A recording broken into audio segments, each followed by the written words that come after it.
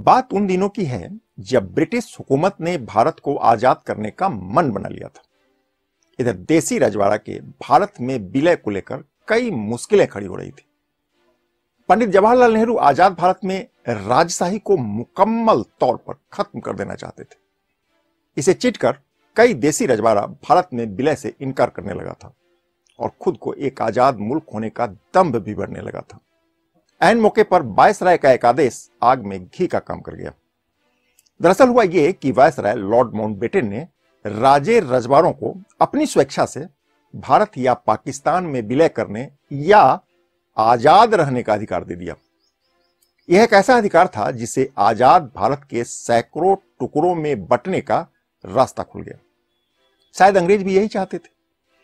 दूसरी ओर समस्या जब गंभीर रूप लेने लगा तब वही वायसराय लॉर्ड माउंटबेटन ने 25 जुलाई 1947 को दिल्ली में राजे रजवाड़ों की एक बैठक बुलाई।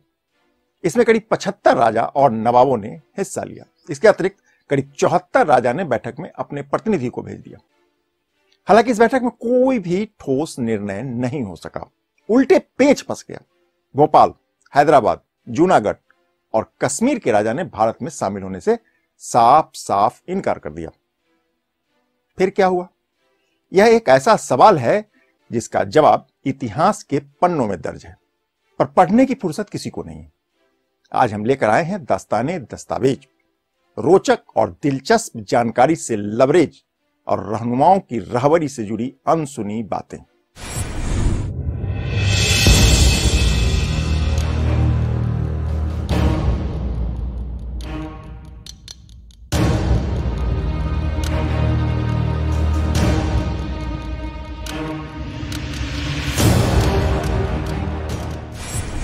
नमस्कार, मैं कौशलेंद्र झा और आप देख रहे हैं केकेएन लाइव। खबरों की खबर और लीक से हटकर खबर के इस सेगमेंट में आपका स्वागत है। बात वर्ष 1947 की है। ब्रिटिश हुकूमत ने भारत को आजाद करने का मन बना लिया था। इधर कई देसी रजवाड़ा खुद को आजाद रहने की जीत पर अड़े हुए थे। इसे आजाद भारत के स्वरूप को लेकर असमंजस की स्थिति उत्पन्न हो चुकी थी। सवाल उठने लगा कि देसी रियासत का विलय नहीं हुआ तो अखंड भारत का क्या होगा। उन दिनों करीब 562 राजा और नवाबों की अपनी रियासत थी। इनमें से अधिकांश आजाद रहना चाहते थे।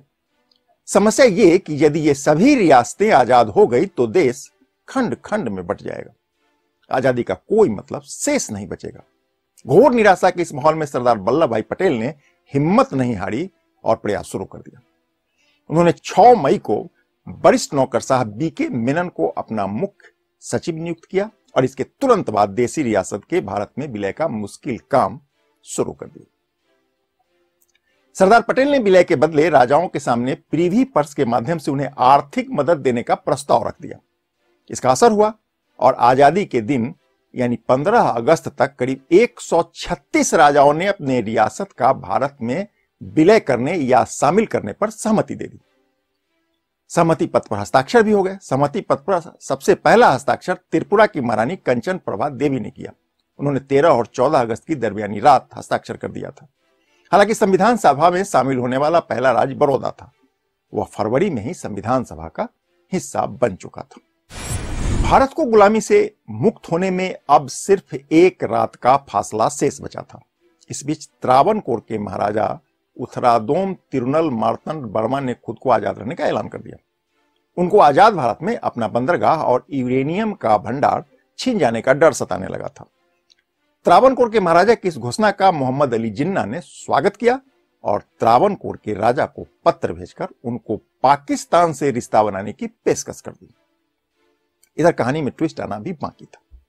हुआ यह कि केरल के किसी प्रदर्शनकारी ने त्रावणकोर के दीवान सर सीपी रामास्वामी अय्यर पर जानलेवा हमला कर दिया। माना जाता है कि अय्यर ही त्रावणकोर के असली शासक हुआ करते थे। वहां के महाराजा उनके हाथों की कठपुतली थे। इस घटना से महाराजा इतने डर गए कि उन्होंने 14 अगस्त को भारत में विलय पर हस्ताक्षर कर दिया। इधर हैदराबाद के निजाम विलय की राह में अब सबसे बड़ा अड़चन खड़ा कर रहे थे। निजाम मीर उस्मान अली बहादुर ने 12 जून 1947 को हैदराबाद को आजाद देश बनाने की घोषणा कर दी। उन्होंने रजाकार के नाम से अपनी एक निजी सेना भी बना लिया और किसी भी सूरत पर भारत में विलय को राजी नहीं हो रहे थे। मान मनोवल का दौर चला और यह विफल होने लगा। इस बीच खबर आई कि निजाम ने हैदराबाद को पाकिस्तान में विलय करने की योजना बना ली है। फिर क्या था? सरदार पटेल ने 13 सितंबर 1948 को ऑपरेशन पोलो लॉन्च कर दिया और 3 रोज तक चली मामूली लड़ाई के बाद निजाम ने अपने हथियार डाल दिए और भारत में विलय करने को राजी हो गए। अब बारी जूनागढ़ की थी। वहां के नवाब ने जूनागढ़ को पाकिस्तान में विलय करने की तैयारी कर ली थी। इस बीच भारतीय सेना ने जूनागढ़ रियासत को चारों ओर से घेर लिया। घबराकर नवाब पाकिस्तान भाग गए और जूनागढ़ को पाकिस्तान में विलय करने की घोषणा कर दी। इधर पटेल ने जूनागढ़ की सीमाओं पर फौज की नाकेबंदी कर दिया और आखिरकार 7 नवंबर 1947 को जूनागढ़ का भारत में विलय हो गया। कमोबेश यही हाल भोपाल का हुआ। भोपाल के नवाब हामिदुल्लाह खान ने शर्त रखी कि उन्हें या तो एक आजाद मुल्क बनने दिया जाए या सेक्रेटरी जनरल बनकर पाकिस्तान जाने दिया जाए। वह भोपाल की कमान अपनी बेटी को सौंपना चाहते थे। हालांकि उनकी बेटी ने इससे इनकार कर दिया और इसके बाद 1948 में नवाब ने भोपाल के स्वतंत्र रहने की घोषणा कर दी। इसके विरोध में लोगों ने आंदोलन शुरू कर दिया। नवाब ने आंदोलन को कुचलने के लिए गोली चलवा दी, पर आंदोलन नहीं रुका और आखिरकार 30 अप्रैल 1949 को नवाब ने हार मान ली और इसके बाद 1 जून को भोपाल का भारत में विलय हो गया।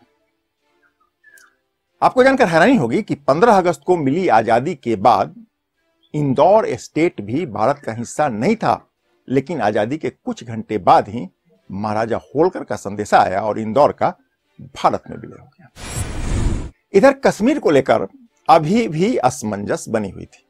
महाराजा हरि सिंह कश्मीर को आजाद रखना चाहते थे। उधर पाकिस्तान की नजर कश्मीर पर थी। इस बीच 24 अक्टूबर 1947 की तड़के पाकिस्तान की सह पर कबायली पठानों ने कश्मीर पर हमला कर दिया। कबायली जम्मू कश्मीर की राजधानी श्रीनगर की ओर तेजी से बढ़ने लगा।